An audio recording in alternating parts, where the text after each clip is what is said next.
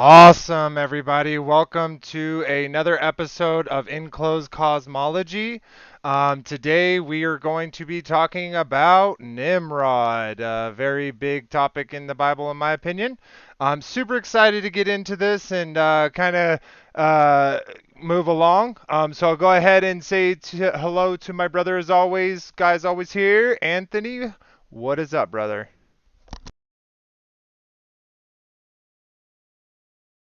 All right, Shabbat Shalom to everybody. Shabbat Shalom, Frank. Shabbat Shalom, Vader, and everybody in the chat. Um,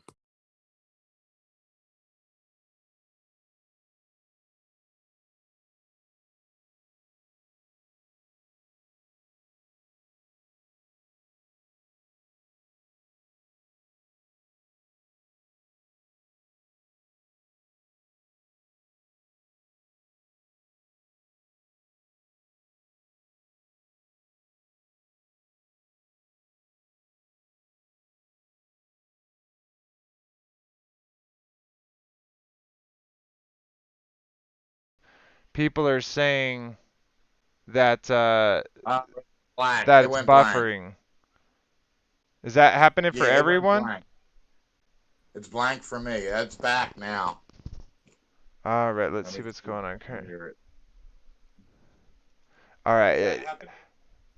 All right, we're back. Okay, I'm not sure what's happening, guys. It's saying that something happened. This has nothing to do with my side. It's just telling me that my video is interlaced and it's not supported interlace. I have no idea what that means. There was just an update to my streaming software. So I'm wondering if maybe that has to do with it. Hopefully we're back and we're good. Yeah. Please let me know if anything else happens, guys. But anyways, um, yeah. I So think my singing broke the stream, Vader. that's funny. Gosh. All right. Well, yeah, again, if anything pops up, but yeah, let's kind of get into it. So we're going to be talking about Nimrod. Before on our last true episode, we were just getting into Nimrod, and we were just getting into Genesis 10, as well as 11. So we read a little bit of Genesis 10 last time, but we kind of stopped it a kind of portion way through. So we'll go ahead and read 10 and 11 together real quick. I'll go ahead and share it on screen, and then we'll kind of move on from there. Does that sound good to y'all?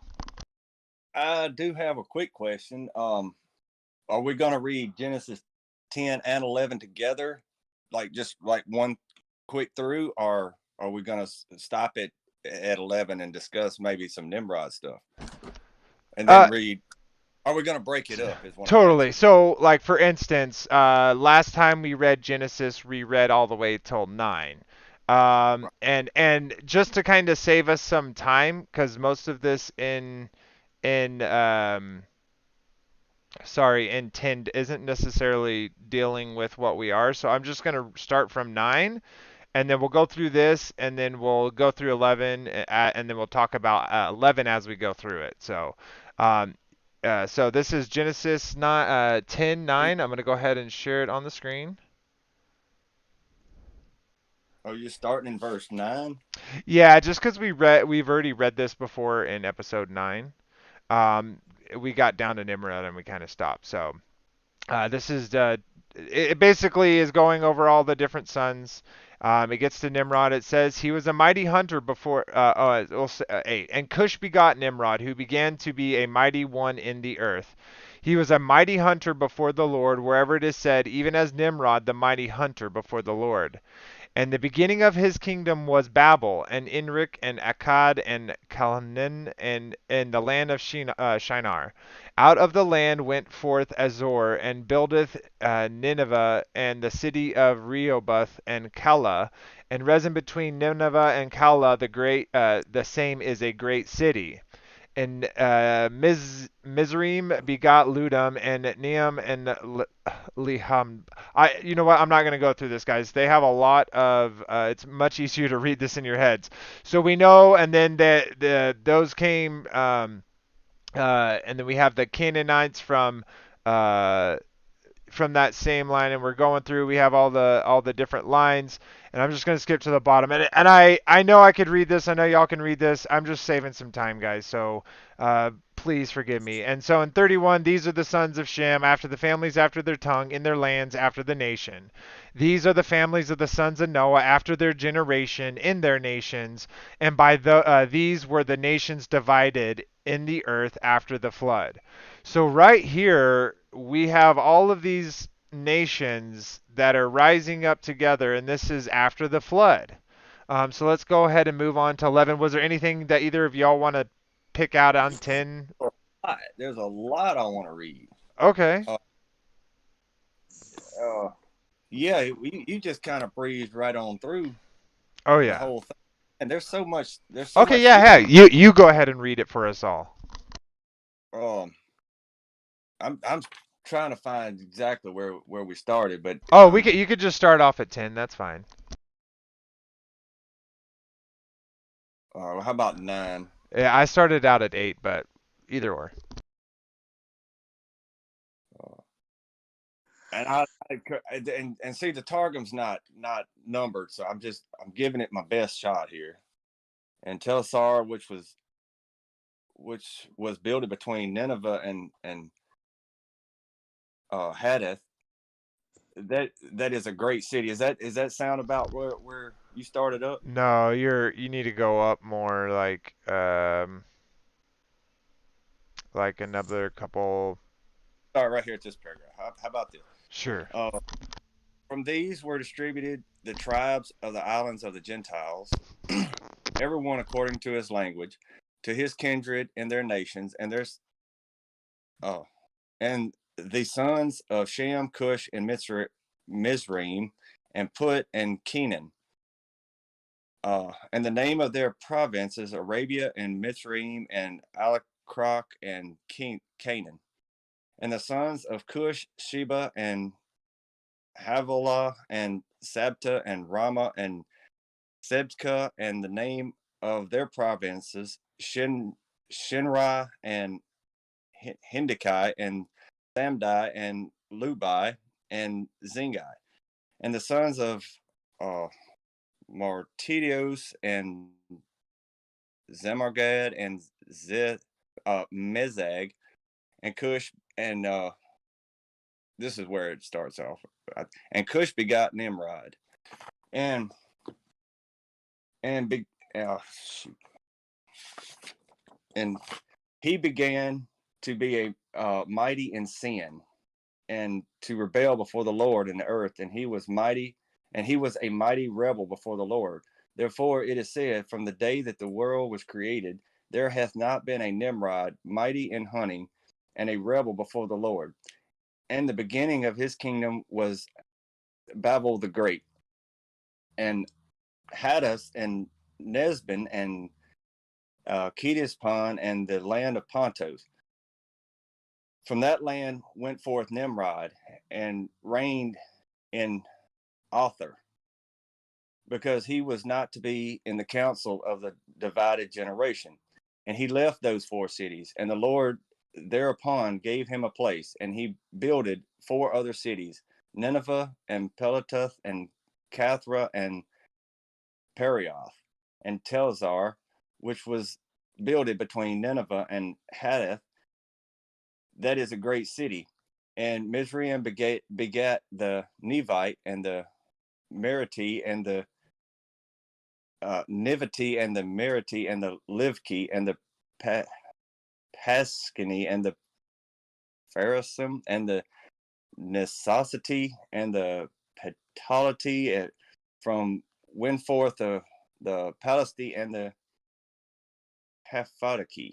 Man, there's some weird and hard to sound out. But now the Jerusalem says he was mighty in hunting and in sin before the Lord, for he was a hunter of the sons of men in their languages. And he said to them, leave the judgments of Shem and adhere to the judgments of Nimrod. On this account it is said, as Nimrod the mighty in hunting and in sin before the Lord. I thought that was pretty interesting, how he was mighty in sin. And what do we know about sin? is the transgression of the law, right? Yep. So is that what it means that he became uh like he began to be a mighty hunter, or he changed basically? Could Yeah, he have? so there's some really interesting languages there from, you know, or words there that mighty hunter, um a lot of people just assume when reading that, definitely from the 66 canon, that it's just talking about someone like when we think of the word hunter and what that means. And I think it's interesting, even in that context of them just being a hunter, when it says he began to, right, he began to be a mighty hunter in front of the Lord. So what does that mean? That's right. Um, And and so Cush began. yeah, I'm and I sorry. no, I was just gonna say, and I like how it is using like mighty in sin because we know at least what he did, to the Tower of Babel, and obviously they were doing something so much as that the father would need to intercede in that moment to not let things happen. So I think it's a very interesting word and what it means. Do you have any thoughts about it? I've got a few, but I'll bring them up a little later on when we get through 11, because All right. both of these chapters to me just kind of tie in. It probably shouldn't have been divided, in my opinion. I think 10 and 11 should be just chapter 10. No, I get it, but obviously the only reason why they were divided was for copyright reasons and stuff, like in the Catholic Church ad and all that stuff. Like I get it. There is some practicality to it to help you, you know, find verses or find thoughts within the Bible, but yeah, obviously there's kind of some, we all know that a lot of stuff has been grabbled, so um, yeah, does it surprise us? Not really. Right. And just like what you had skipped over, the Targum basically goes through a little bit of their generations as well, up to uh, chapter 11. It basically just tells about some generations. Hmm. No other key things that I was going to mention in 10. Totally. Okay. Well, I'm gonna take a second and look at this word Gabor. I'm gonna share this on screen. Okay, so this is Genesis 10:8 in the Strong's lexicon. Now we come down here to this the word a mighty warrior or Gabor. Let's kind of look into that Gabor. Strong's Hebrews 1368. So strong, mighty. And it gives like a lot of, champion, great, helpers, heroes, men of outstanding. Um, we come down in the Browns and Bigs. It starts giving some more, break. One who magnifies himself, behaves proudly, a tyrant who is bold, audacious. So it gives you a little bit more comparison of what that strong and mighty word means. And an adjective, mighty in hunting. Um, and then it has a noun as a masculine. So this is a really interesting word, but we know that when it's using in this adjective, it's very interesting. So let's go look at a couple of these real quick. Like let's bring up Samuel. Quick, that kind of adds to the story that's in my head about this a little bit too, Uh-huh. uh, because he was so bold and got everybody's attention, and he taught people his ways, and they loved it so much that of course he was able to become the king of the world. He was basically taking the Torah, everything in the Torah, and flipping it upside down, much like what we see today. Mm-hmm. Anyway, I'm going to add that to my presentation here in just a little bit too. But Interesting. anyway, Well, So go ahead, Frankie. uh, yeah, I read in one of the, I think it was Jasher, when it talked about Nimrod, that he was a great hunter and he conquered all the lands, Mm-hmm. and that's what made him the king. The emperor. The emperor, yeah, that's what made him the emperor. But and he was a mighty fighter for the Lord, but then he strayed from the Lord. I don't think it ever says for the Lord. Yeah, Uh, Somewhere. I think it's in Jasher, right? Is that the one that talks about the story of Abraham? No, I think that's in a. I don't think that's in scripture. I think it's in a folklore book. I did see that too, though. I'm pretty sure it was Jasher. Mm-mm. And when it talks about Nimrod and his conquering, and he was a mighty hunter before the Lord, and he conquered all the lands. I guess, and then it all went to his head, and then he, Joshua and then, does a lot about a lot about what Nimrod did, through his life. However, it doesn't say a whole lot about uh, his tower and everything. It does talk about it, no, but no, no, no. It goes into Abraham's story after that. right. Talks about how Abraham was like Moses. He was set apart. He was supposed to be killed. Nimrod told his father to kill him, and his father took him up to the mountains and preserved him. And then he came down and he was working in the family business, making the idols. And then it tells the story of how he destroyed the idols and blamed it on the idols, That was and he Abraham. mocked Nimrod. Yeah, that was Yes, Abraham. Yeah. yes, but about Nimrod, I don't think he ever like I think the worked. first couple chapters talks about the rise of Nimrod, Right. like how he Yeah, conquered and how he was a great hunter, and yeah, that's what I'm saying. It tells how he became into power, basically. Uh, he came how he became emperor. yeah, the whole world marveled after him. The whole world called him king. So he didn't Yeah, conquer the. well, He only conquered a few tribes, and just and I'm thinking maybe his teachings or his beliefs or whatever caused people to basically worship him. well, 100%. Okay, so we've talked about this before, and I kind of want to tie it here because this is kind of leading up to, to the bat tower itself. but but Nimrod, as we talked before, we know that when the fallen angel is, the Nephilim, when they die, that them and their offspring, that they're like their spirits stay here, right, and they're unclean spirits. And so, and then we were talking about right when we came off the ship about how the unclean spirits were all of a sudden attacking all of his sons, and then even Sean from no, Kingdom and Context came in and was like, yeah, it also says, I think he said in Jubilees, um, sorry, that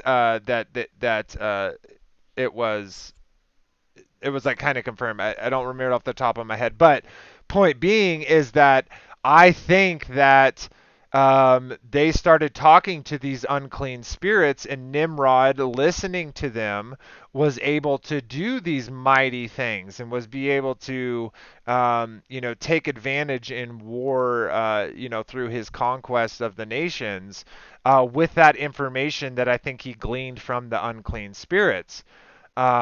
And so I think that this is what it's talking about when he is becoming a mighty one.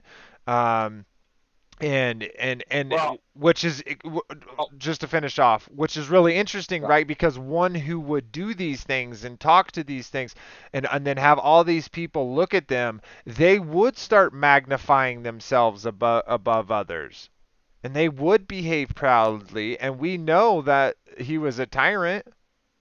So that description right here, I think, is really strong. But what were you going to say, Frankie? yeah, well, the world that they're speaking of wasn't the world that we know today. It was a small portion of this plane, Uh, because you got to understand it's right after the flood, mm-hmm. and the families broke up and spread out, and they didn't. I don't think they really spread out that far. Hmm. So it might have been the whole continent of where Jerusalem is in Europe, in that area.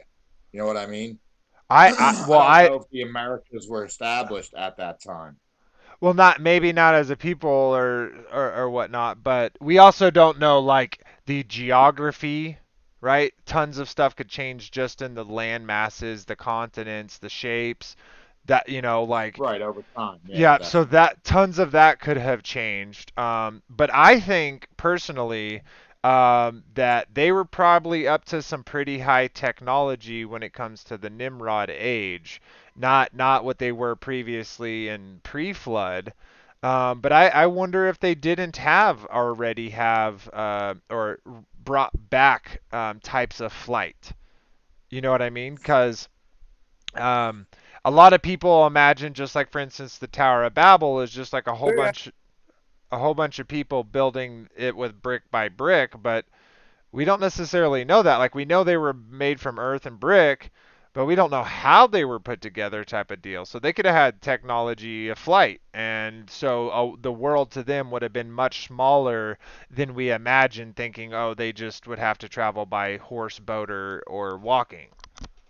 I was actually reading and this is like mainstream stuff. It was trying to prove whether the Tower of Babel actually existed or not. But they found evidence of it, and some sort of, I forget what the name of it was, but they called it some sort of the cement, and it was stuck to the actual bricks that they found. But that's all in the Smithsonian now. That was like an article to the Smithsonian.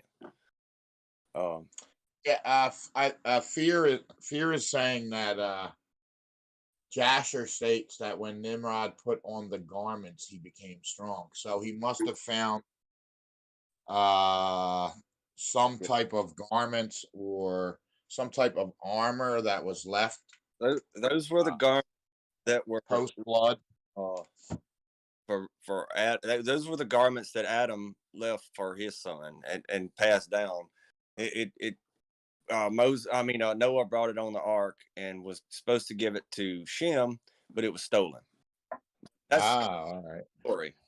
Uh, that might be for another time there. Yeah, I've never heard anything about that, but specifically to that, yeah, it wouldn't surprise me.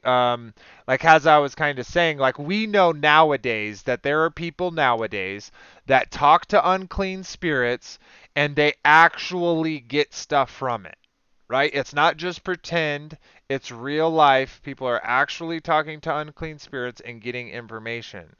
So we know, or at least I believe that the way that the people are doing that same behavior now is similar to whatever Nimrod did, and I think that that's because Nimrod is maybe one of the, or if not the, like creator of that type of behavior. Now, not to say it didn't exist before, but it seemed like he kind of capitalized on it, kind of copyrighted it to him, and then started conquering the world with it. So when you were saying like maybe he found some armor, or some other relics from the pre-flood era and used those, I totally get that. I totally think that they have probably found today relics within archaeological finds that they don't share with us, and these Well, are it's relics that kind could of funny contain tons too. of powder. That's kind of what Austin brought up yesterday in his video, that they took uh, something that they created in the 1800s and that they just patented it in 2004 so that they could get the rights to it. They copyrighted it. So that they have all this technology. They're just bringing it out. They're rolling it out slowly. You know what I mean? Oh yeah. Austin kind of No, exposed that yesterday in his video. I think it's in our face everywhere we look. Everywhere. A lot of it. Well, I think to all those that that are awake, stuff. yeah, but to those that are asleep, they don't see anything. So it's not Okay. in Yeah. it's But not I out in the think they have open to all those kinds of sleeping. technology. I Yeah, think they have all kinds of technology that they're just, slow rolling in. You know what I mean?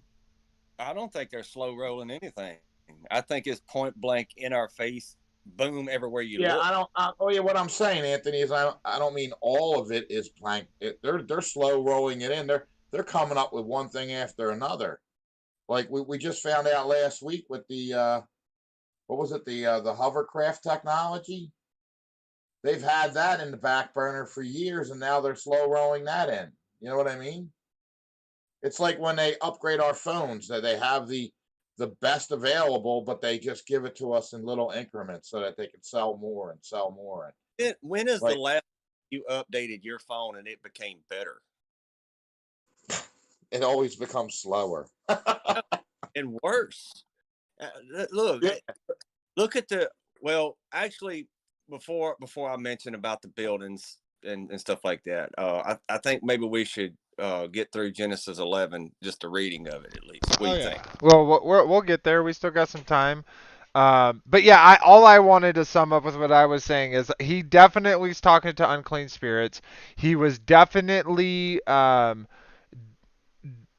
doing so and um, was getting was getting sustenance from it, right? So he was getting armor, he was getting, knowledge, he was getting whatever it was, and he eventually, was able to conquer the whole world and make everything one language. So whatever he was doing, right, he was very successful at it. So, but yeah, let's go ahead and move on to Genesis 11. Pull this up. And oops, one more. Genesis 10. There we go. Oops. It's because I'm in the wrong one. There we go. Genesis 11. Perfect. All right. So I'm showing it on the screen now. Okay. So I'll go ahead and just read this, and then we'll go back and talk about it. So it says, Genesis 11, and the whole world was of one language and of one speech. And it came to pass as they journeyed from the east that they found a plain in the land of Shinar, and they dwelt there.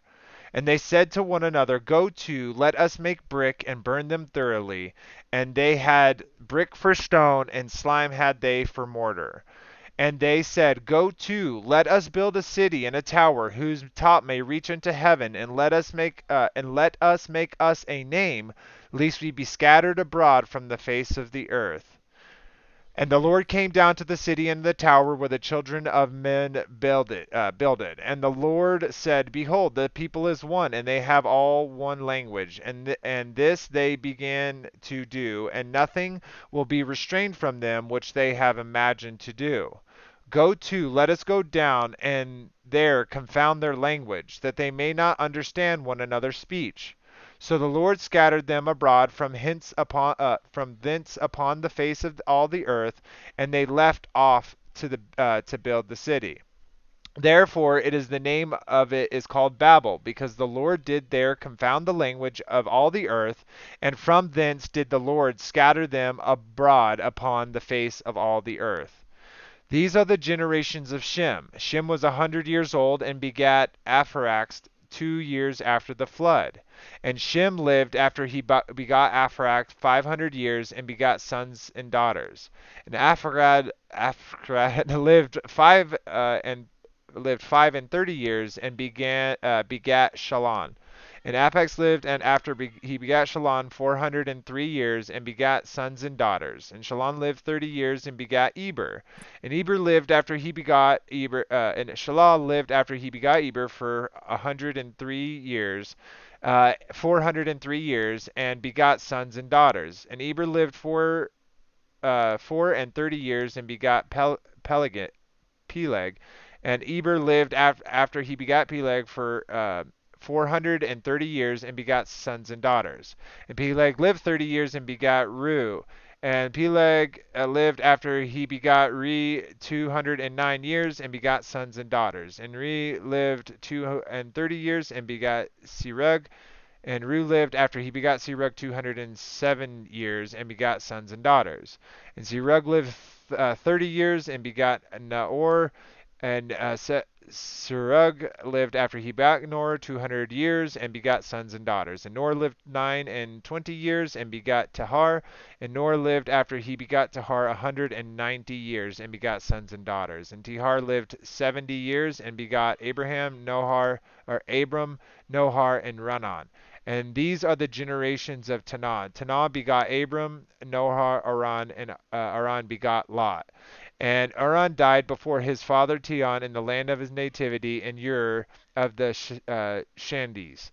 And Abram and Nor took them wives, and the name of Abram's wife was Sarah, and the name of Norah's wife was Michai, the daughter of Haran, the father of Michai and the father of Ishka. But Sarar was barren, she had no child. And Tion took Abram his son, and Lot the son of Haran, and his son's son, and Sarah his daughter-in-law, his son Abram's wife, and they went forth from Ur of the Chaldees to go into the land of Canaan, and they came unto Haran and dwelt there. And the days of Tanan were 205 years, and Tanan died in Haran. Whew, that was a lot of repeating myself, but all right, what do you guys think? Well, I don't think I'm going to try to read that in the Targum. However, I've done read that particular chapter in the Targum probably 15 times, and I can't find anything or hardly anything that goes against what was read in the King James. However, it doesn't have as much information as the King James Genesis does. Mm, However, I do want to read from Jubilees a little bit, if that's okay. sure. Um, the best I can do, I guess, is starting in chapter 10, verse 18. Uh, it says is and in hang on one second. All right. And in the 33rd Jubilee, in the first year, in the second week, Peleg took himself a woman whose name was Lamna, the daughter of Shinar, and she bore him a son in the 4th year of this week, and he called his name Reu, for he says, "Behold, the children of men have become evil through the wicked purpose of building for themselves a city and a tower in the land of Shinar. For they departed from the land of Ararat eastward to Shinar. For in his days they built the city and the tower, saying, Go to, let us ascend thereby into heaven. And they began to build, and in the 4th week they made brick with fire, and the bricks served them for stone, and the clay with which they cemented them together was asphalt, which comes out of the sea and out of the fountains of the water in the land of Shinar. And they built it. 40 and 3 years were they building it. Its breadth was 203 bricks, and the height of a brick was the third of one. Its height amounted to 5,430 33 cubits and 2 palms, and the extent of one wall was 13 stades, and of the other 30 stades. And Yahuwah Elohim said unto us, Behold, they are one people, and this they began to do. And now nothing will be withheld from them. Go to, let us go down and confound their language, that they may not understand one another's speech, and they may be dispersed into the cities and nations, and one purpose will no longer abide with them till the day of judgment. And Yahuwah descended, and we descended with him to see the city and the tower which the children of men had built. And he confounded their language, and they no longer understood one another's speech. And they ceased then to build the city and the tower. For this reason, the whole land of Shinar is called Babel, because Yahuwah did there confound all the language of the children of men. And from thence they were dispersed into their cities, each according to his language and his nation. And Yahuwah sent a mighty wind against the tower and overthrew it upon the earth. And behold, it was between Asher and Babel in the land of Shinar, and they called its name Overthrow.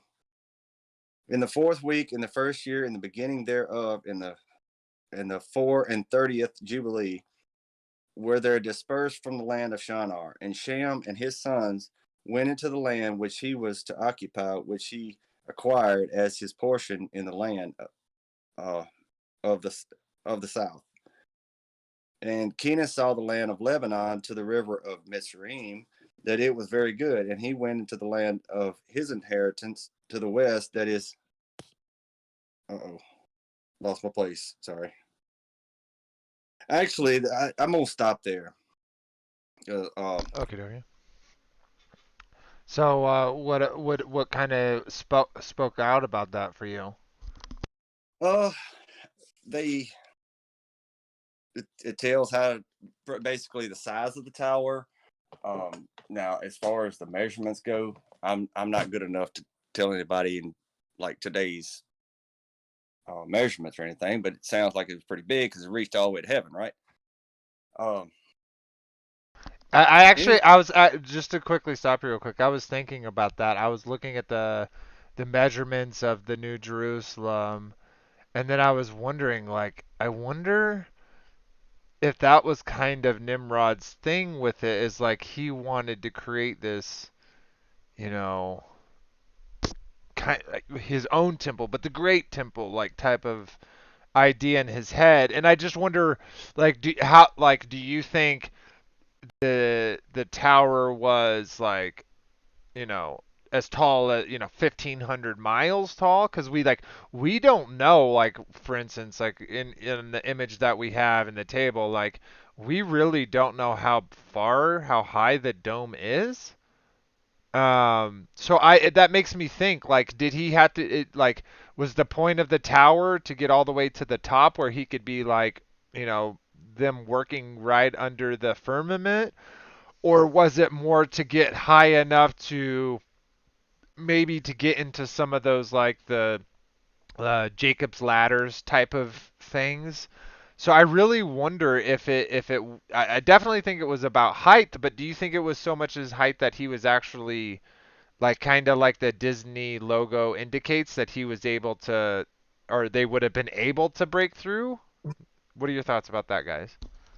there there is something that talks about how they shot arrows up every day, and I can't remember exactly where that's at. But they was shooting arrows up. It took them a year to climb to the top of it. Like if they dropped a brick, they all mourn. But if somebody fell off the tower, it was nothing to it. Yeah, Um, totally. But but but but even if but it they was a mile, right? Like, I don't know. That's where I'm kind of just interrupt you. That's where I'm kind of thinking, like, if they had to drag each rock up, like on a cart going up, well, like that would be horrible. So do you think do you think it was more like less technology back then? I don't know. What are your thoughts? And keep going. Sorry. honestly, I think it was more technological. Also, I think the people were a lot larger too. Um, you know, somebody could that was 50 feet tall could carry a car around like it wasn't nothing, right? So if the brakes were the size of a Ford pickup or something, they could just pick up one and go with it. You know,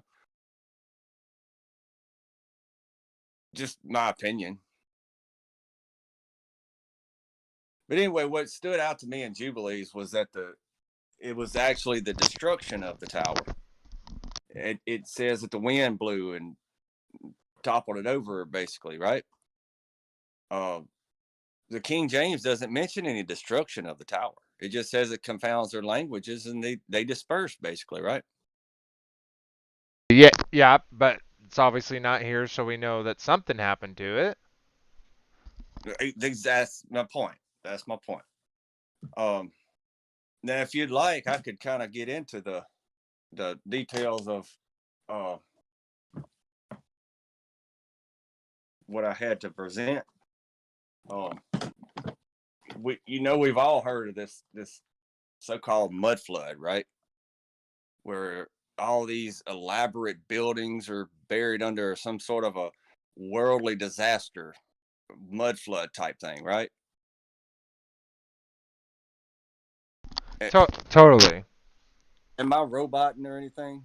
No, no, no. I just had myself muted and I started talking without unmuting myself. Oh, okay. Well, Yeah, so and I kind of like, so what I like I definitely want to get into the tower, for sure. And then just to everyone real quick, like, this is going to be a multi-part series because there's just so much stuff to specifically pick out with a Nimrod. that we kind of want to get that all done because to a lot of us that this character is something that's very important in the grand scheme of the story.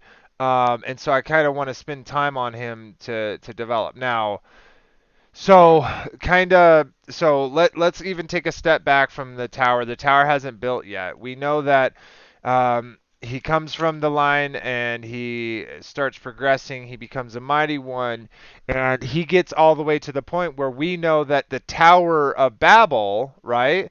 That Babel is his city. We it tells us that in Scripture. Okay, so it's Nimrod's city. Well, how did he get to the point where the whole earth spoke one language? Okay, no, so this is an interesting thought to me, real quick, guys. Now, Wait a minute. Wait. okay, go ahead. The whole earth would have spoke one language anyway, because it was only Noah and his family left. I highly doubt that, his three sons spoke a different language than Noah. Yeah, I didn't say that, but I did want to make a point real quick. Was that and it says and the Lord said, "Behold, the people is one, and and they have all one language."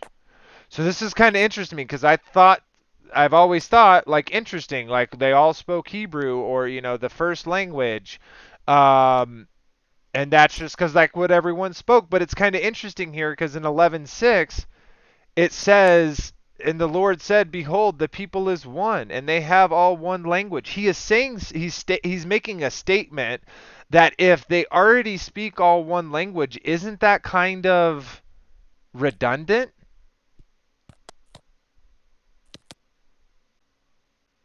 Well, yeah, but I was thinking you were saying that let's see how they all spoke one language to begin with. Okay, I No, see where you get. no, it says, and the whole earth was of one language and of one speech. But then you go down to 6, and and it says, the Lord said, Behold, the people is one; they are of all one language.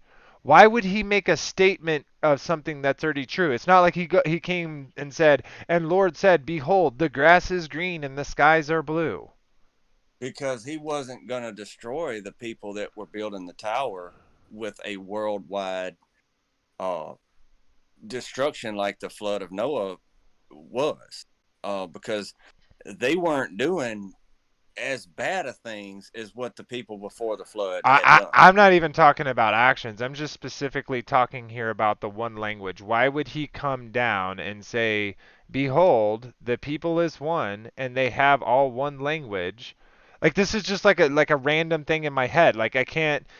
So it doesn't. I guess it really doesn't matter because whether they spoke one language or two languages or whatever, when he comes down, he says that. I just think it's interesting that he points that specific thing out when it states in the very beginning of the chapter, and the whole earth was of one language and of one speech.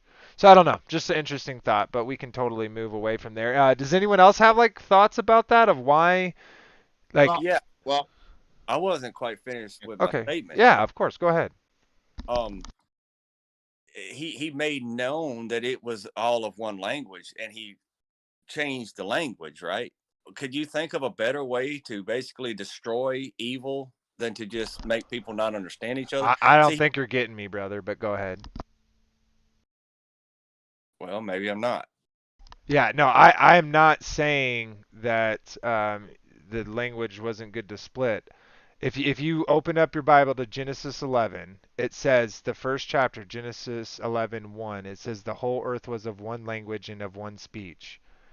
And then if you jump down to 6, it says, and the Lord said, Behold, the people is one, and they have all one language.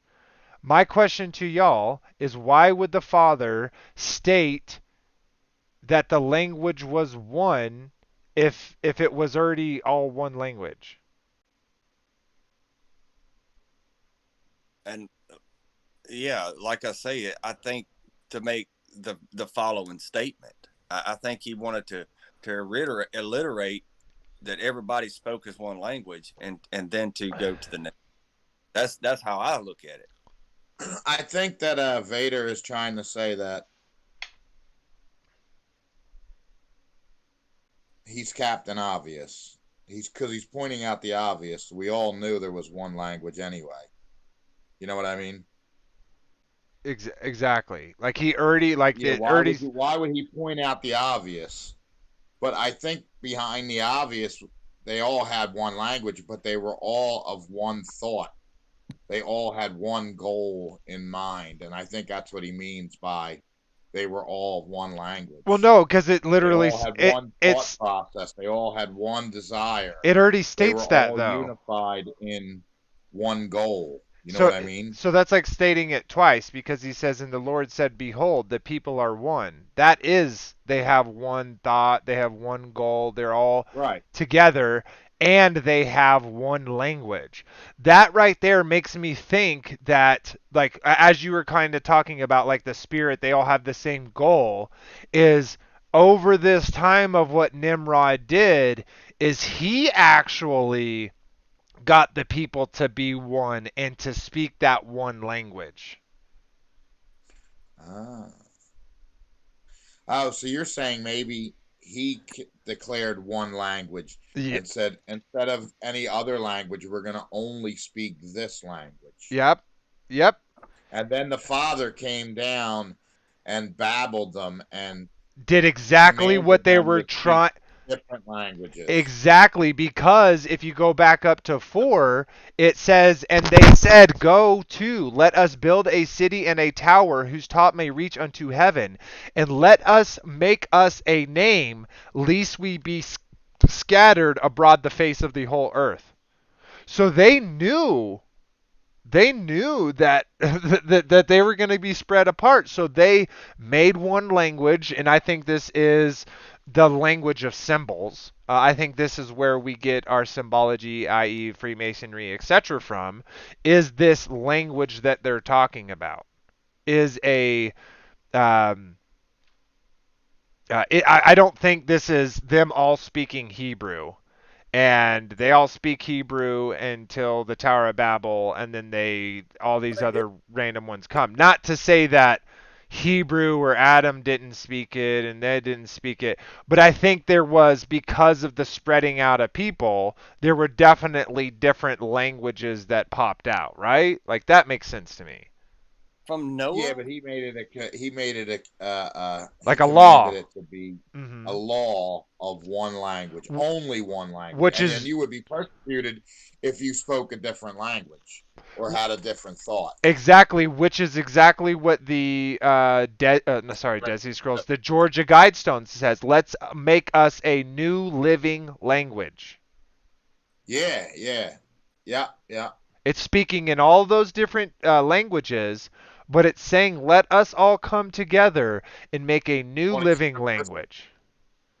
Yes. That's what I think is happening here. I don't think everyone always spoke one language, even after, like even after Adam. Like I think it's the language has developed, So and the language would be dialect a and philosophy. I So don't. you're Where? saying that Vader, you're saying the language would be a philosophy,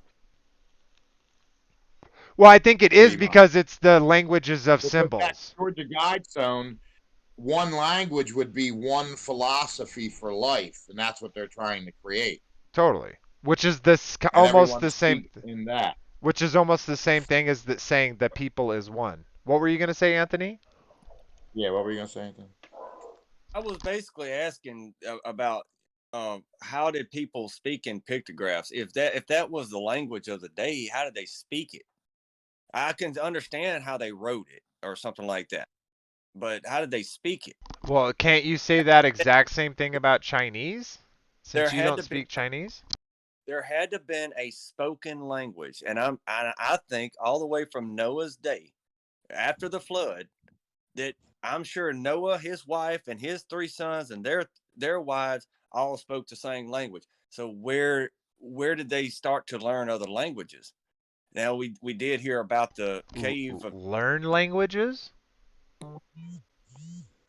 Because we my whole thought, like, people have created languages.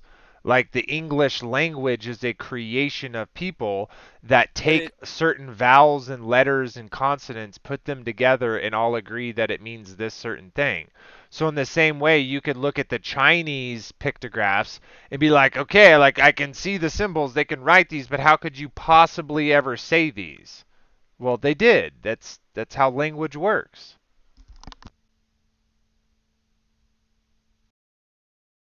Yeah, but one philosophy goes beyond language, though. No, no, but see, this is my You thing. can speak a different you can speak a different language and have one philosophy, though. Well, here You know what I mean? let One let meaning of life, one religion, and that's what they're one new world order, totally. one new. You know what I mean? So Yeah. it's a philosophy Mhm. that Yah was breaking up their philosophy, their belief system, because it was getting away from the belief system of Torah or, The father, of what was totally. handed down from the father to Adam and to all his descendants, Noah, yeah, Enoch, Nimrod. Shem. I So, don't even. so their philosophy was the philosophy of what we're having right now. This one world government, this one world order, one religion, one everything. It's the same thing as they had back then, a philosophy. It's a pretty good point, Vader. Yeah, and I think that, well, and even more so, like with your kind of say with the philosophy, like the language is the philosophy.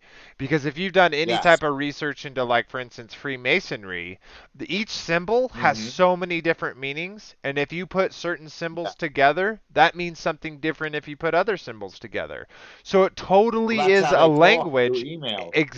That's how they talk through media. That's how they talk through the Yeah, media, all of it. email. Yep. They're spreading their message one to one another because they have that language in common, that philosophy in common. Exactly. So when they see a picture, they know exactly what that means. And so, to kind of Yeah. answer your question real quick, Anthony, I'll give you an example like this. If you go from New York to Texas, those people speak the space same language, but they also speak a different language. So just Call it in just okay, yeah, go ahead. language of itself. That's called an accent. That's not a language of itself. However, So uh, if you go to New York and you say I'm fixin', their word for fixin' is not the same word as your word for fixin'. So come yeah, on, they they share know commonalities. jack Go ahead. when they speak. A car on a jack doesn't come out their mouth. A word, a language, a sound comes out of their mouth, not a picture. That's what I'm talking about. Okay. If I'm in a bind trying to hold up a brick and I just put the cement on it, I'm asking you for the next brick, and you hand me a shovel to put more concrete on or something, and we get in an argument, and we can't understand what each other's thinking. I'm eventually going to take the brick and throw it at you, and you're going to throw the shovel at me. I don't get the point, but I'm saying that's how it was dispersed. That's why people quit building the tower, is because nobody could understand each other.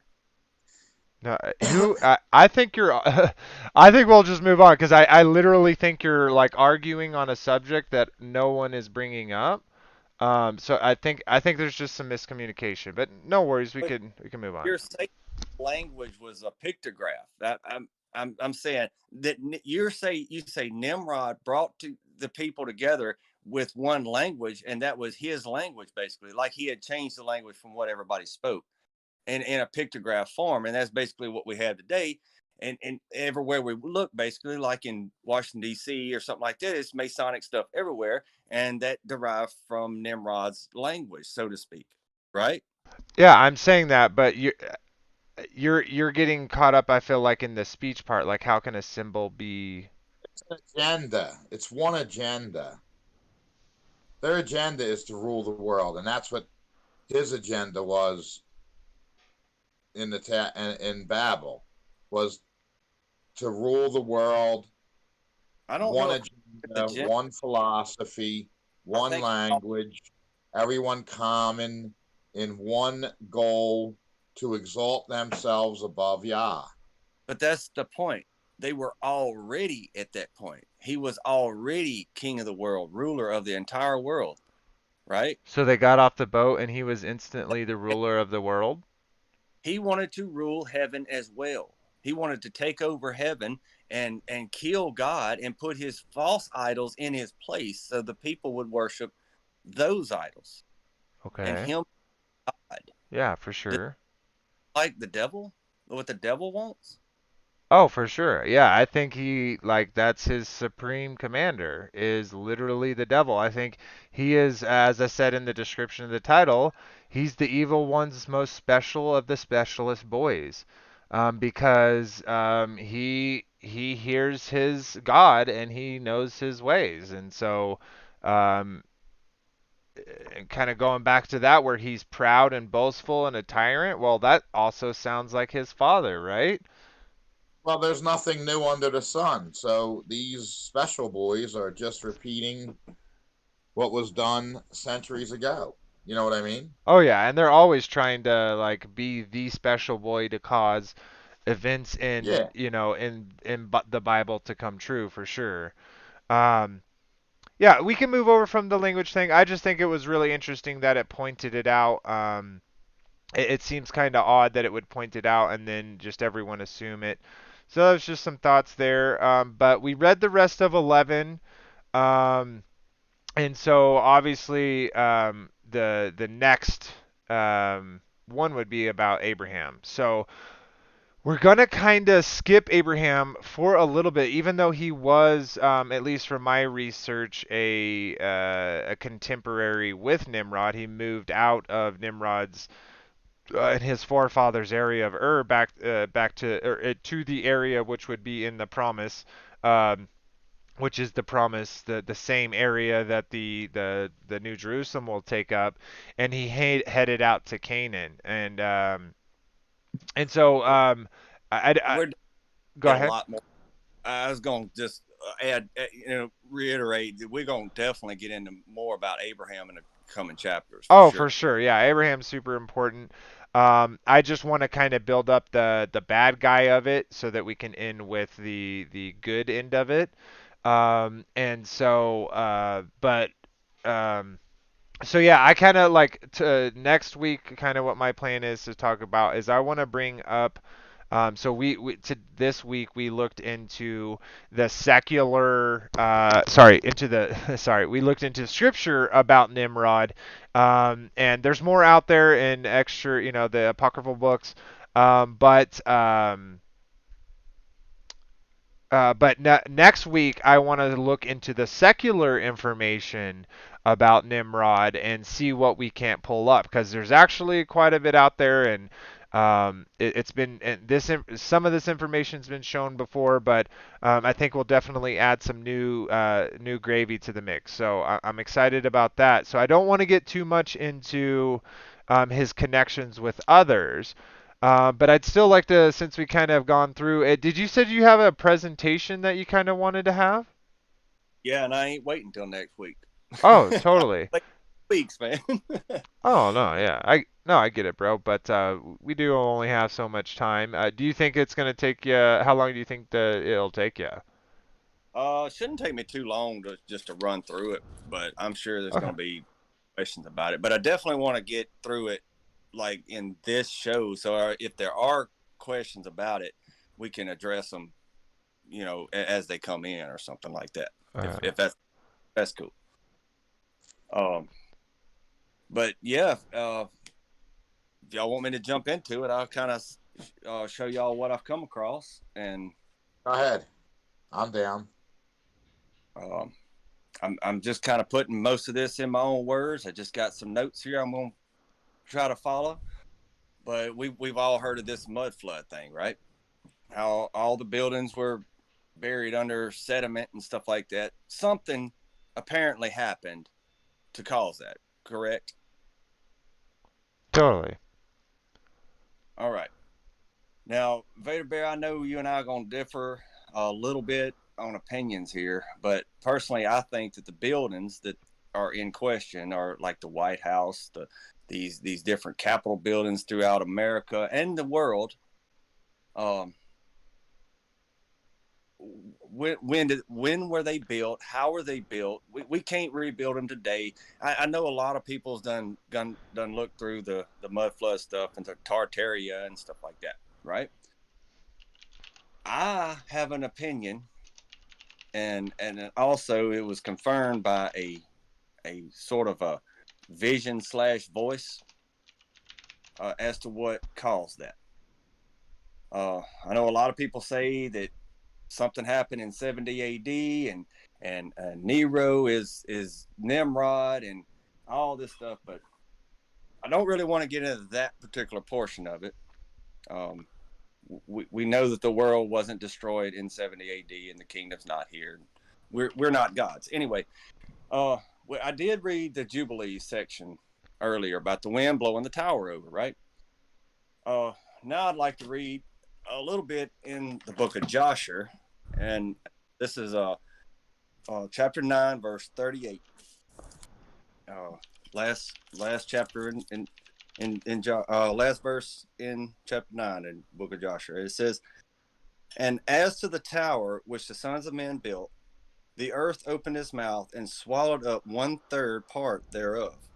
And a fire also descended from heaven and burned another third, and the other third is left to this day, and it is of that part which was aloft, and its circumference is 3 days' walk.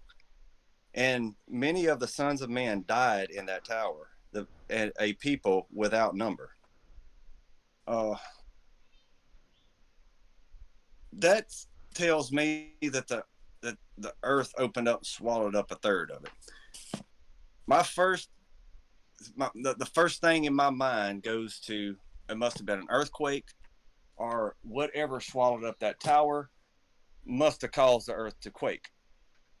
That could be a possibility as to why the White House and Capitol buildings and all these elaborate structures have been found buried in the earth. However, that's not my only idea. Jubilees talks about the wind blowing the tower over. Okay.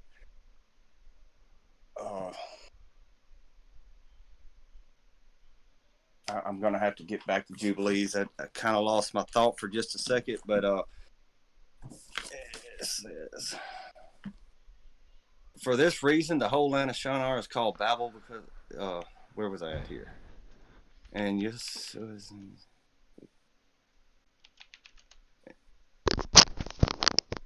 What's up? Jubilees 10:26, and I'm trying. Okay, "And Yahuwah sent a mighty wind against the tower and overthrew it upon the earth. And behold, it was between Asher and Babel in the land of Shinar, and they called its name Overthrow." Now, the book of Jubilees says it was thrown over. Now, can you imagine a tower that large, that high, being overthrown, falling to the earth? That could cause an earthquake, could cause the buildings to sink, basically. The legend of the Jews also says that it sank in the ground. Not going to really get into the legends of the Jews. I don't have that where I can read it. So whoever the sibling oracles, and I've never read it, never even heard of it. It says Yah overturned the tower with a great wind. There's something in the antiquity of the Jews that I'd like to read about the destruction of the tower. It says, "When all men were of one language, some of them built a high tower, as if they would thereby ascend up to heaven. But the gods sent storms of wind and overthrew the tower and gave everyone a peculiar language. And for this reason, it was that the city was called Babylon." The antiquity of the Jews, Josephus, I think, says that it was a wind that blew it over, right? Now, I don't remember exactly where I read it, but somewhere it says that a portion of the tower turned to dust when it was destroyed. A portion turned to dust. Well, no, for a portion was disintegrated basically, and a third of it was turned to dust, and the other 2/3 was blown over. Now, if you can imagine a third of that tower being turned to dust, and then that wind coming, that could have blown so much dust around the entire earth that it could have covered everything in feet of dirt and sediment, whatever. Just add a little rain, guess what? You got mud. Um. To- Anyway, I Totally, and I did pull this up for you as you were talking. This is the Josephus Antiquity of the Jews, and then this last thing. There's actually some really interesting things in here, real quick, that I want to point out as well. But the part he was mentioning was this, and it says, "When all men were of one language, some of them built a high tower, as if they were thereby ascend up to heaven." But the gods sent storms of wind and overthrew the tower, and gave everyone a particular language, and for this reason it was this city that was called Babylon. Yep. But I saw this part while I was reading, and this blew my mind. I just wanted to share y'all real quick. This is insane. Let me find it real quick. Where was that? I think it was like right. And let me go like this. Let me see. Give me 1 second, guys. Oh, right here, and it said this is the Greek apocalypse of Baruch. It says, and those who gave counsel to build the tower, for they whom they seeth drove forth multitudes of both men and women to make bricks, among whom a woman making brick was not allowed to be released in the hour of childbirth, but brought forth while she was making bricks, and carried her child in her apron, and continued to make bricks. That sounds like a tyrant to me, guys. Oh yeah, absolutely, and that's in Baruch. Um, I think it's Second Baruch or something that talks about that. But I didn't look that one up. I'm glad you brought that point up. Yeah, well, just like I was reading, like as you were going through it, I was trying to find what you had shown me earlier, and I just read that, and I was like, that's insane, man. Can you imagine that? Like, they obviously were not doing that by choice. Tell me that ain't some Stockholm syndrome, though, man. Somebody that is going through something like this. This woman that was building brick and continued to build brick after she done had a baby and still worship the guy. Yeah, no, for Tell me, sure. I don't know. Well, this interesting just to kind of to I don't know if they necessarily worship him because it says, "For they whom those seeth drove forth multitudes." So that's this drove forth is under the fear of death.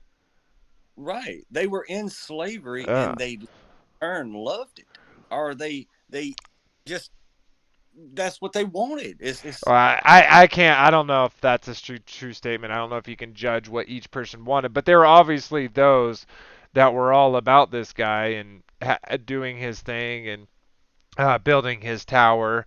Some people may have just been born into it and they had no other choice. Like that baby born and mom continued working. As soon as he was able to work, I bet you he was working too. So absolutely. that's I went insane. I went to work when I was 14 years old because I thought I had to. I was always told my whole life, well, you got to get a job, you got to get paid, you got to pay bills. What if I don't want to pay bills? What if I don't want a job? I'm still a slave to that nature. I still have to get a job and I still have to pay my bills if I want the power and water and stuff like that, right? So we're a slave to the same society as what these folks were in the society of whatever took place in the land of Shinar in Babylon these days, which it wasn't To a called Babylon. lesser degree, but yeah. Meaning like we have it way better than they had it then, for sure. Like, and what I mean by that is like no one is forcing my wife to have a child while she works and keep the child while she's working until she's done. And then she But gets to home and tend to the child. Like that doesn't happen okay, nowadays. but look how many people want to hurry up and get the child born so they can get back to work. No, I get you. I'm not like we could we could literally sit here and nitpick any type of behavior and any type of people. I'm just saying specifically to the degree, right? Like for instance, like I agree we're still in a form of slavery, but we don't have people behind us whipping us and telling us and beating us and you know get what I mean? Like they can't that type of open behavior isn't like people wouldn't allow it, so they have to try different tactics, you know, through entertainment and the news, etc., to coax us to go their way. But I still feel like we have it way better than they did, at least as it's described of the workers for those who made the tower, at least. Possibly. I'll agree with you to an extent. But the whole point I'm trying to get at is these people wanted to do this. It's not that they felt driven to do it. They they did it out of will. They wanted to get up there and do as Nimrod wanted them to do, basically. Hmm. I don't think you could prove that. I don't think you Well, could prove that they intention in all, people's hearts. and same as today, all the people in the world don't have the love of money like some do. Hmm. Oh, Um, for sure. okay, that's the drive today. We're a slave to the dollar. I say You we. are? Talking about in general. I'm talking Oh, about okay. in are enslaved to the dollar bill. They think they have to get up and go to work every day to make that almighty dollar so they can come home and give it to somebody that, like the electric bill. Okay, we're giving people money. In turn, they're giving us free energy. And what energy we use, we just turn around and send it right back to them. Called a neutral. It's a neutral line. But anyway, I think we're enslaved today, much like that they were in the days of Nimrod. Maybe not all exactly. It's they probably learned their lesson and Well, did something. yeah, there's Uh, nothing new under the sun for sure. I'm just talking about the severity of degrees, right? mhm. Um, but Yeah, yeah. I did it, and I'm in agreement with you on this. I think we might see it a little differently, is all. But anyway, back to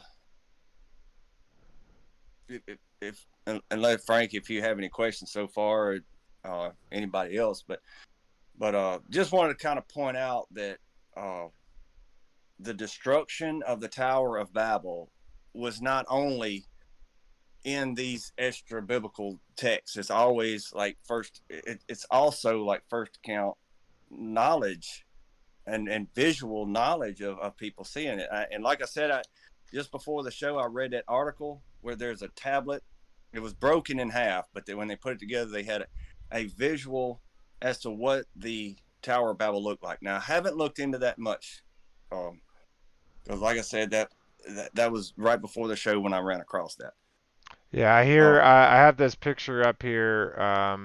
It's a guy standing there and it shows you kind of the outlay of the like of it from a distance and then kind of shows you like the top down of how it worked. Um, which is very interesting. Now this is apparently the earliest drawing of the Tower of Babel that was found.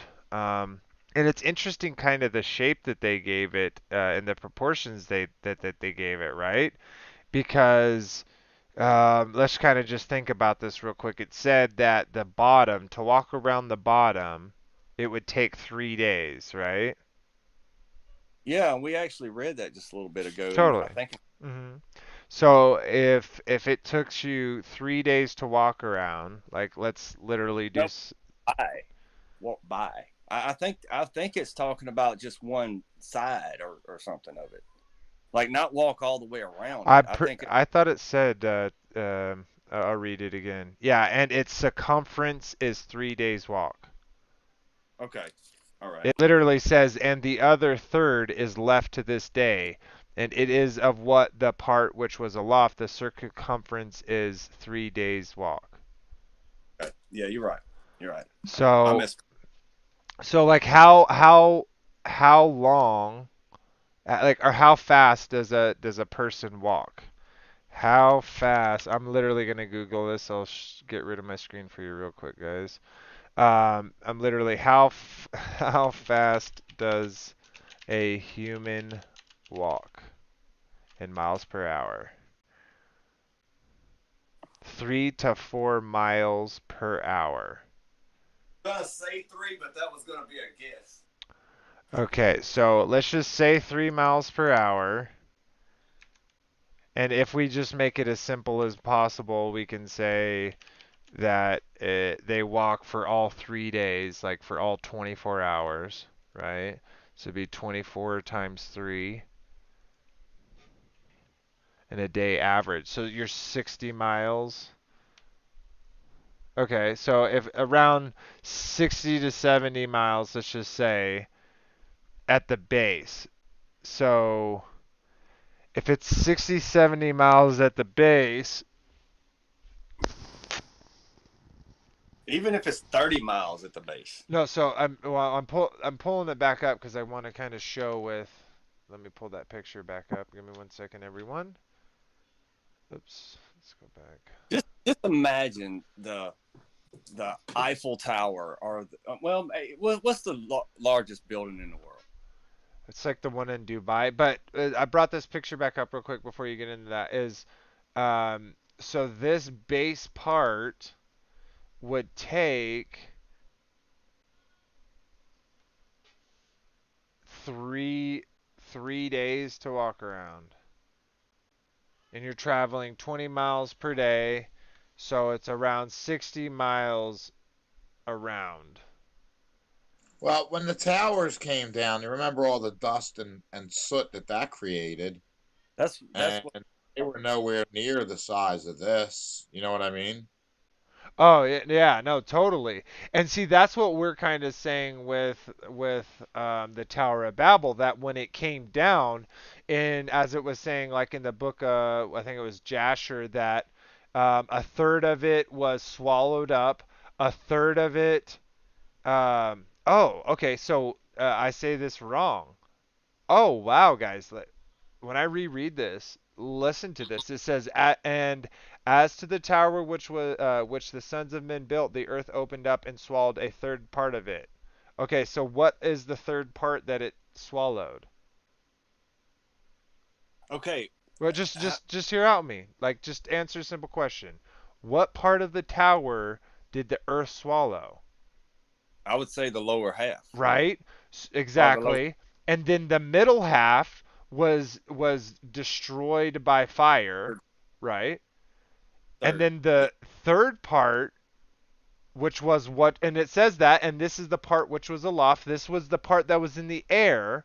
When it came down, that created an area that was took 3 days to walk around. So the base actually had to be bigger than the 3 day walk. Because the base Abs- would obviously have to be bigger than the top of the tower. absolutely. So that's just really interesting because that doesn't even give us the base circumference of the tower. Mm-mm. That's just the stones that fell from the top and fell down. But to kind of go back a little bit before I got into that, that's what he was kind of saying, Frankie, is that the ones that got sucked in the earth, something had to happen for those, like all that weight to be sucked into the earth. One, two, the fire that destroyed a third part of it. Well, that makes me think, what happens if bricks get destroyed by fire? Well, they turn into dust. And then you have a third part of the things falling from as high as they were all the way to down to the ground, and then obviously hitting the ground. So that amount of force, that amount of dust could totally be where we see the liquefaction, or you could say something happened that caused the liquefaction. That's why a third of the earth fell down. And then the dust, the extra mud that that covered everything else, that came from the third of the parts that were destroyed by fire, and then the force of the rocks that were in the air hitting the ground. Well, that could cause tornadoes. That could cause earthquakes in itself, and even liquefaction in itself. Something so big hitting the ground, and definitely a whole bunch of them. So, and to kind of back up his point, as I've said many times, I hadn't uh, even got to the well, point I know yet. you said, like I've said many times, like the buildings in the areas that we all see now, the White House, like we have construction pictures of it. So like that, that's a questionable one to me. But there are some out there where they don't have, imagery of it being in construction, and the buildings are very sophisticated, as Ewar kind of showed, and how they're very very reminiscent of like electronical components.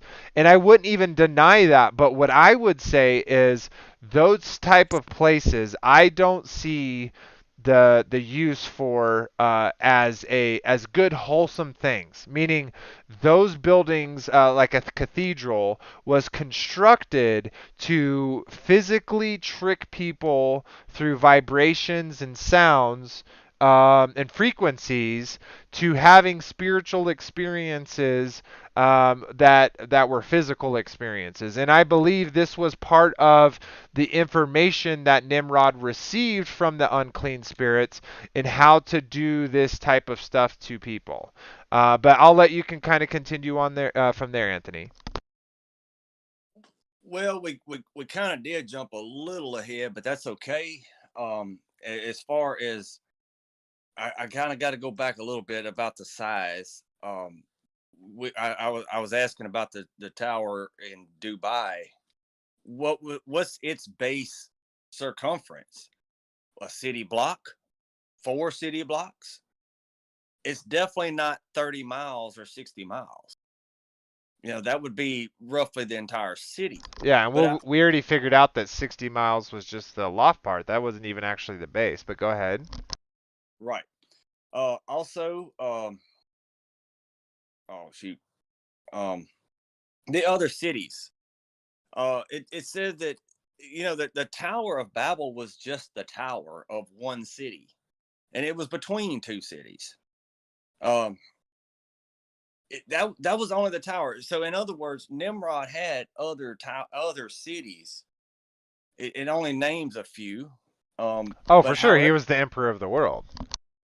right now this is this is actually after the fall of the Tower of Babel, but we have different translations and languages and stuff throughout the world that also mention in their own writings about the destruction of the tower, like the Sumerians and the Syrians.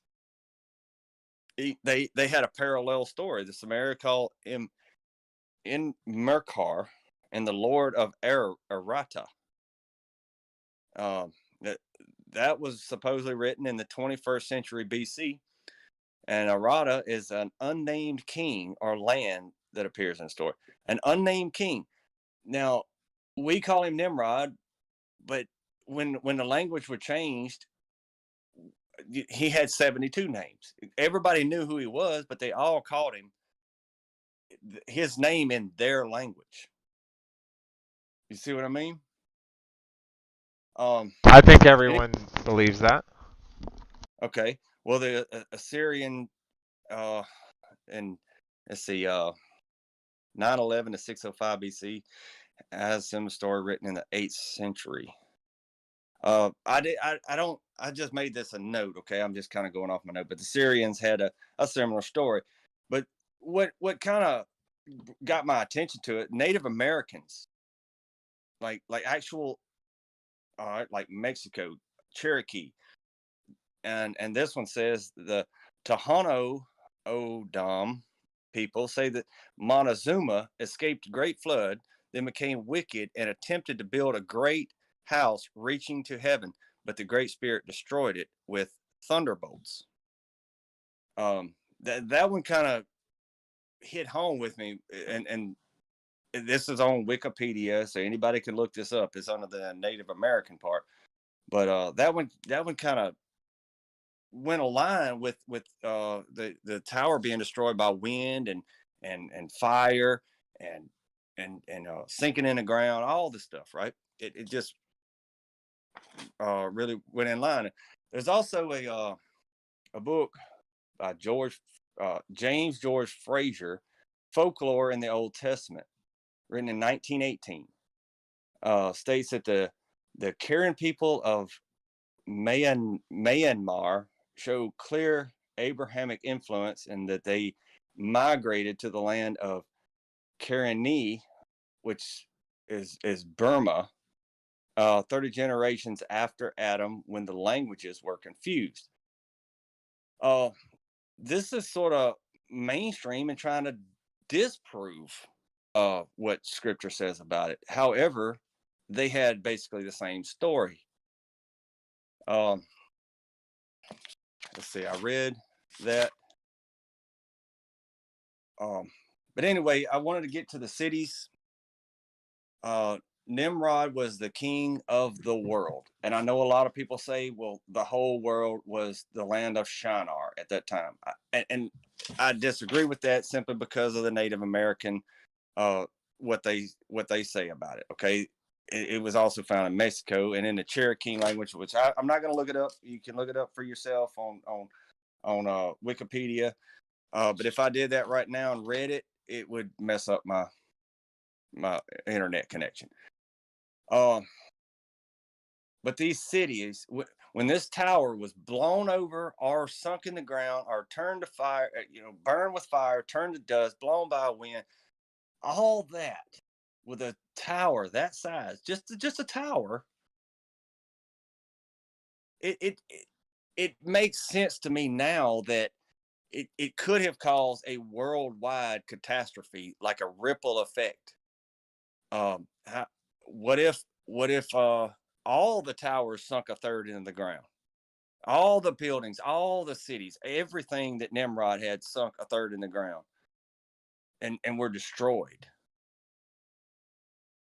Right, and then we have all these imagery of all these people coming to these places that are half, a third buried into the ground, and then just start building there. Um, Claim they were built 1800s and to, 1900s. yeah, for sure, and I know that, and I don't. Now, some of them I will say like probably were, and I know that like cathedrals and stuff today, like people say we can't build that type of stuff. Like we totally can build that type of stuff. However, it does make it seem way less likely, at least from our perspective on like technology and history, because we think back, let's say 120 years ago, like the horses were horse and buggy were the number one, mode of transportation on land, and boats were the, like the only alternative. Um, so maybe a little bit more of that, but well, my No, point. I believe that they had flying machines. I mean, they're depicted around the Yeah, I world. I know, bro. I'm not specifically talking about that. I'm talking about something else. So just bear with me for just a minute. Right? So Sorry. no worries. So what I'm saying is like if we go back 102 years, that's all they had, right?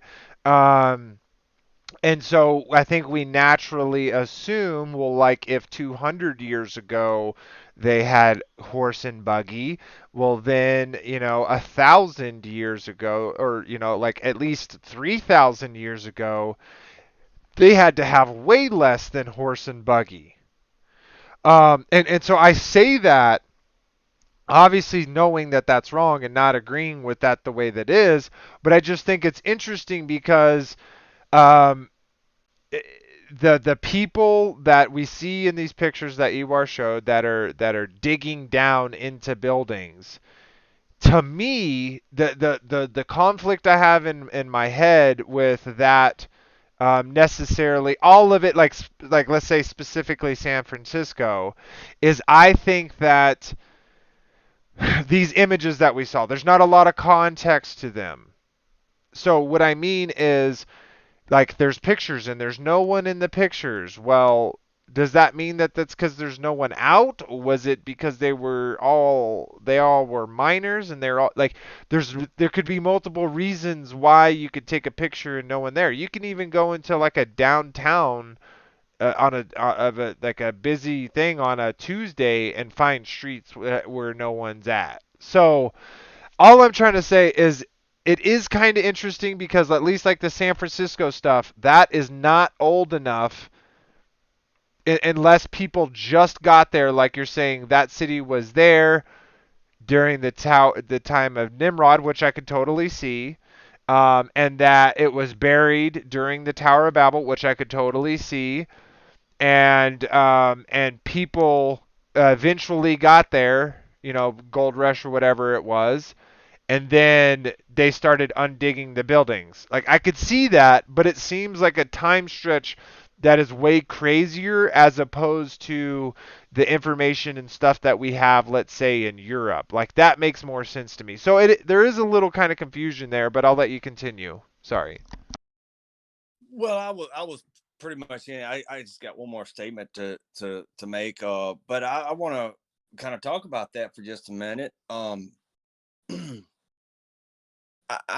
not denying the fact that during the times that those pictures were taken, yes, I do believe people were riding horse and buggy at those times. But I think those cities were already there, and when those pictures were taken, I kind of think that they were unpopulated cities, and that's when we have things like uh, the explorers going across America, finding all these great areas, and then you get to the California Gold Rush. And did that happen in the 1900s? I don't know. I wasn't there. However, a family could provide for their family by working together and just living off the land. Nowadays, we can't get in our pickup truck without buying 100 different permits to go to the store. Uh, has technology advanced over the years? Absolutely not. It's decreased. Uh, People back then could so they could take care of an entire farm, cows, chickens, people, uh, everything, just in their normal everyday life. And sure, it was tough, but they could do it. Nowadays, can we? Yeah, I feel No. like that's kind of off topic, but no, I feel yeah. To It's me, still on topic. It's still on topic. I'm just saying our uh our knowledge is decreasing. And it's kind of like the whisper down the lane thing. I think the person closest to the source knows the true answer, and the last person to hear it only knows gossip and something totally different. totally. Yeah. That's what we're experiencing now. Because I mean, just look at the world. We're basically I'm gonna say 99% dependent on the the the infrastructure, our roads, our gas and electricity, our water supply. We're dependent on someone else to supply that to us, and we just pay them money. Um, I would like to get back to Nimrod and stuff because we don't have that much time, and I get like well, anything can connect back to Nimrod. it's just a closing thought, and this is the last thing on my notes for it, and I do hope we get questions on this because I got a lot more I can talk about. But I wrote this down, and sorry, I'm just reading it. But it says, when it comes to the Tower of Babel, even though almost every tribe and nation across the earth has a description of the tower and what happened to it, there is limited information. On the same note, there is little to no evidence of a worldwide mud flood. So, what buried the buildings? What took place? Now, that's kind of my closing thought, and the best of my ability, that's the only thing I can really figure at from the time of the flood till now that holds any evidence of causing something like a mud flood to happen, or a dust storm. Look at the Great Depression. Okay, when they started cloud seeding and stuff like that, all of a sudden there was a year long drought, and the whole earth turned to dust. Basically, nothing could grow. It was no water to nourish the plants and stuff like that. It was basically a wasteland. The whole earth, not just America, it was everywhere. But just something like a dust storm. It's just 1 year without rain caused the Great Depression. Can you imagine a tower that size turning a portion of it turning to dust, covering the earth, and portion of it sinking in the ground or falling over, whichever sounds better to you? Something happened. It either fell over or it sunk. Um, but something like that could have caused the earthquakes and stuff. Could you imagine the difference between that happening and something just like a year-long drought? Or did it happen at the same time?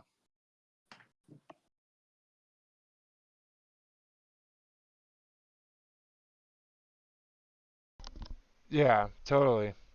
Yeah, it's interesting. I think it could definitely cause what is described as the mud flood. I think like I also agree with like we're far away from the source, so we have less direct knowledge um, than than previous before us, and then that's why I think that thank the Father for and His Son for sending us the deposit of the Spirit, so that we can have insights that's heavenly. And but when it comes to living and all that, I view it differently. I am not a slave. I go to work, I pay bills, but I choose to do those things. And even if you want to tell me, oh, you say you choose those things, but you have to do them. Well, yes, I also have to breathe. So am I a slave to my body? I also have to eat. So am I a slave to my gut?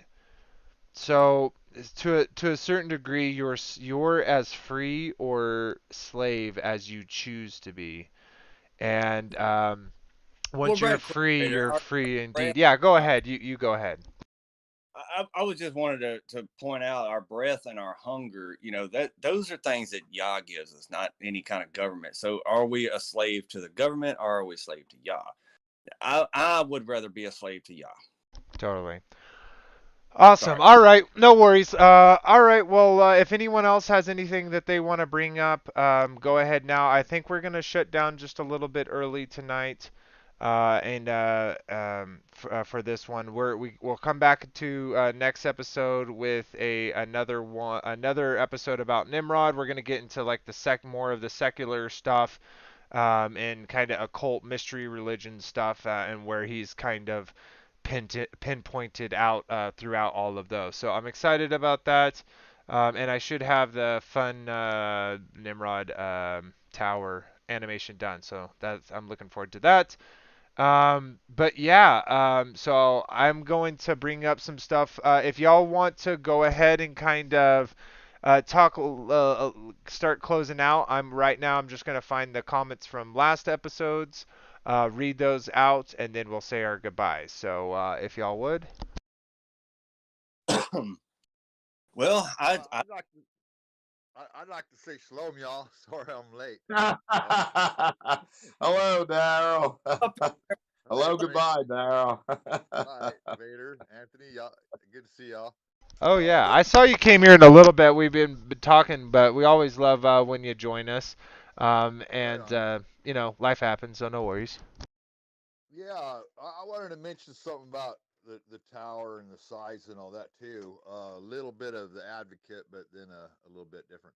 Um, I seen a program where they were went trying to figure out where it was built and stuff, and they did their mathematics, scientific kind of understanding stuff, and figured how much pressure was on the bricks that they built.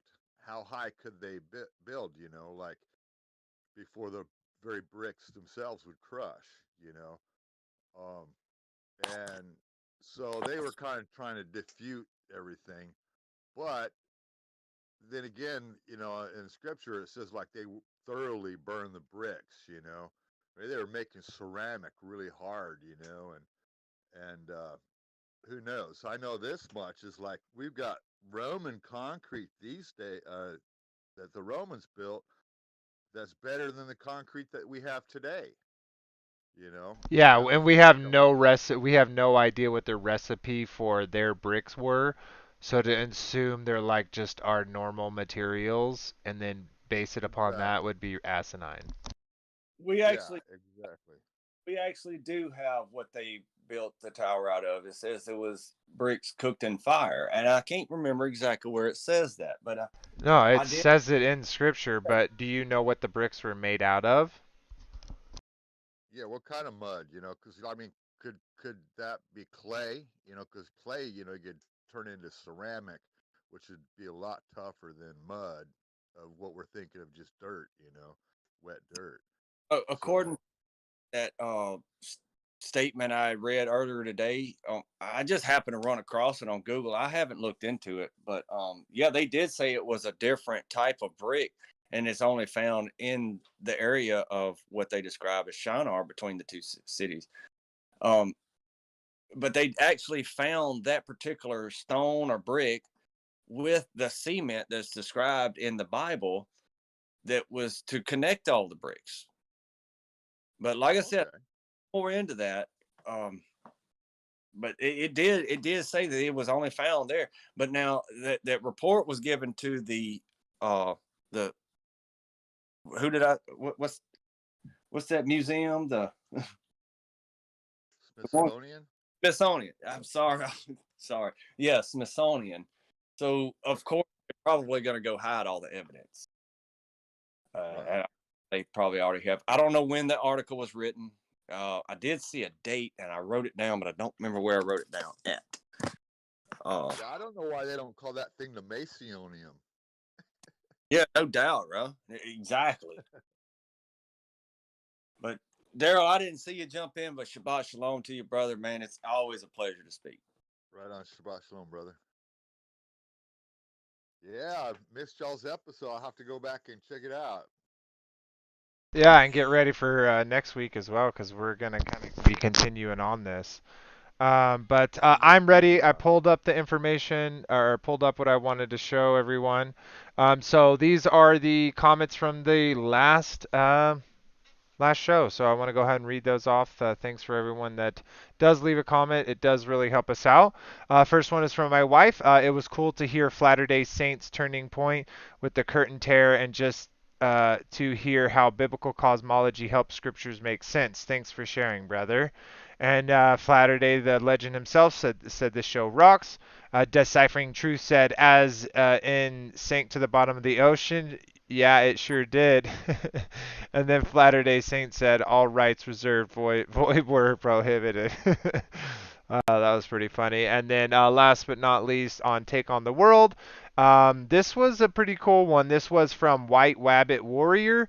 It says, first I want to share you men, thank you men for sharing. I was agnostic until I opened the door to flat earth. It was flat earth that inspired me to read scripture, and it was scripture that led me to the Father. As for the marky mark, there are several verses that say in the right hand or in the forehead. The marquee goes in the bloodstream, which goes into our bodies. It is said that we keep our hearts pure and our minds strong. We place our right hand over our heart. Our mind is our temple, forehead. God knows our hearts and our minds. I will never consent to this mark, for I do believe it's sinister, but for those that did can repent. Purify the heart and mind. God is merciful and forgiving. God bless. Thank you. Yeah, totally. I totally agree with you. Um, I think the Marky Mark is definitely this Jabbity Jab is definitely a precursor to it. I just don't think it fulfills all of the things now in this place. But obviously that could change. But it does look like, for the most part, at least for me, that there is quite a bit of kickback in it. So I think they thought they were going to get to go a lot further in their plans with the whole beer bug, but I don't think they're getting to go as far as they wanted to personally. But anyways, White Wabbit Warrior, thank you for your comment, and everyone else that watches this now or later. Guys here, everyone, go leave a comment. Tell us what you thought. throw in a point that we didn't see in the chat that you really wanted to share. Whatever it was, it really helps the channel to continue and grow. So we do really appreciate it. But other than that, let's go ahead and start saying our goodbyes. I'll cut it off to Anthony to say his goodbyes as always. Go ahead, brother. All right. Well, I just want to say one more time, Shabbat Shalom to everybody, and thank everybody for showing up and hanging out with us and listening to our hully gully stuff sometimes. Um, I hope people look into some of the stuff that I was saying about this as compared to the mud floods, and please ask questions because I question it too. You know, this is something that I just ran across, and again, this was something that was whispered in my ear, and I think by the Holy Spirit or His angel. I think some sort of a message was sent to me this way. However, when it comes to the Tower of Babel destruction and the so-called mud floods of the world, I think I've got a lot more in the favor of what I believe might have happened as to what the mud floods have, because it's almost nothing that's written about an actual mud flood. But anyway, if anybody can come up with something or kind of question this, I'm welcome to questions on it. But again, I'm just now looking into this and seeing it for myself as well. So listen to what I say, but don't listen to a word I say. Please test things out and prove it for ourselves. That's the main thing. Totally. Don't believe a word I say. Yeah, totally. All right. But Well, yeah. sorry. Go ahead. I was just going to say Shabbat Shalom to everybody and many blessings and much love. And thank you all. Yeah, absolutely. Shabbat shalom. All right, Daryl. Well, you joined us a little late, but of course we're going to let you say your highs and goodbyes. So if you don't mind, Okay. brother. I was wondering if I was going to have to do both at once, but I already said hi. But anyhow, Shabbat Shalom. I'm glad I was able to make it. Yeah, like Anthony said, much love. That's what we're all about, you know. And we're learning how to do it better every time we get together and we go over these things and look for truth. So, absolutely, any questions and stuff like that is always awesome. Even if we don't have the answers at the moment, you know, it's a seed planted that, you know, may spark an interest that we'll find it together, you know. So that's what it's about, being together in fellowship. So thank you for being here. Much love and Shabbat Shalom. Indeed, awesome. All right, well, I'm gonna kind of reiterate a couple little things, guys. Thank you so much for being here. Of course, I'll throw it over to Frankie in just a second to let him close it out with the song. But I also want to remind y'all, if y'all have not joined us on Discord, there's a link in the description. Come in there. You'll join into the welcome center, and then we'll give you the member role. And there's a lot of conversations to be had there. So come join us. Look to what we have to offer. Offer some of us some of the stuff you got. So that's what we're about here. We're about that puzzle piece and putting this grand puzzle together, and we're going to do it together as brothers and sisters, and we're going to do it, and we're going to walk in love as we do it, regardless of where our brothers and sisters are along their path. We're always going to walk in love. That's what we're going to do. But we are also about iron sharpening iron, and that causes in order to iron to sharpen iron, you need heat, friction, and the removal of material. So we got to be all up to realize that we should all justly hold on and observe the right to be wrong, because we've all been wrong in the before, and we're all wrong right now.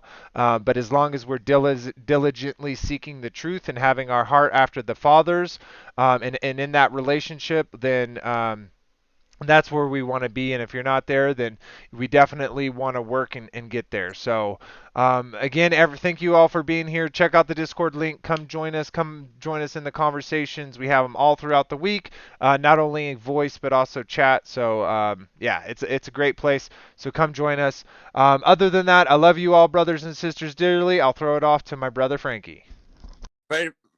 Uh, Frankie, go ahead. But I got one more thing I need. Well, go ahead then, Go ahead, Anthony. Anthony. No, go ahead, Frank. I'll say. Anthony's gonna close out, so just go ahead, Anthony. Oh, I just want to shout out my dear brother, Deciphering Truth. He and I had a bit of a misunderstanding and a little bit discourse, I guess, the last week or so, couple of weeks maybe. I just want to shout him out and tell him that I'm sorry for misunderstanding, and I hope in the future we can come together and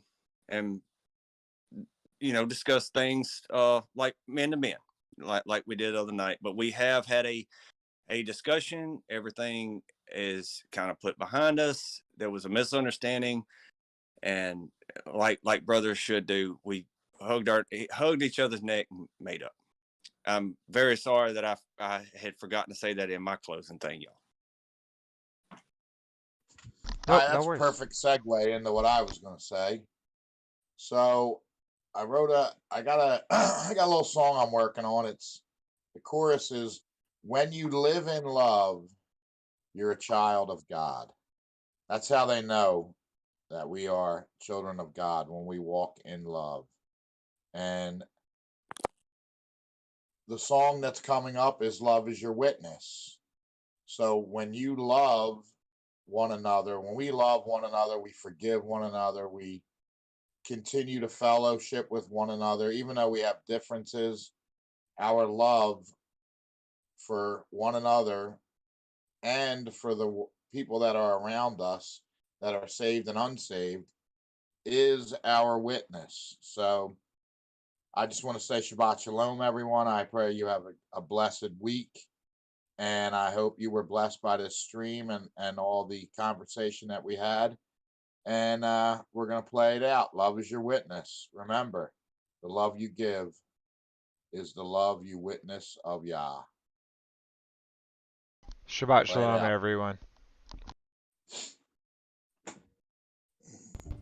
Love is your witness. Love is your witness. Love is your witness. Let it shine out.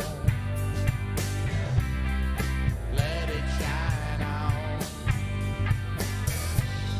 It's better to give. That's the way. It's how you live and what you say. A good deed can rise.